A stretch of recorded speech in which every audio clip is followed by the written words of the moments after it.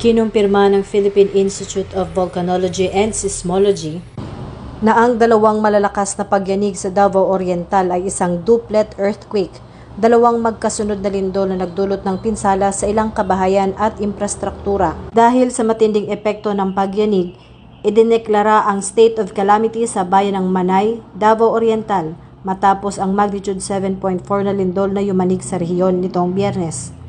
Ayon sa Office of Civil Defense, Region 11, may inulat na isang nasawi at ilang sugatan batay sa paunang ulat habang nagpapatuloy ang beripikasyon ng mga lokal na otoridad.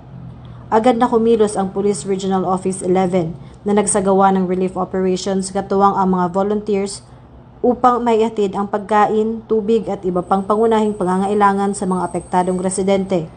Patuloy din ang search, rescue at clearing operations sa mga lugar na labis na naapektuhan ng lindol.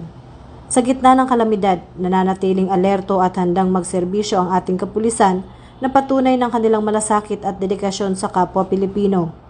Tunay na isinasabuhay ng bagong PNP sa bagong Pilipinas ang mabilis na serbisyo, tapat na tungkulin at serbisyong nararamdaman ng bawat mamamayan.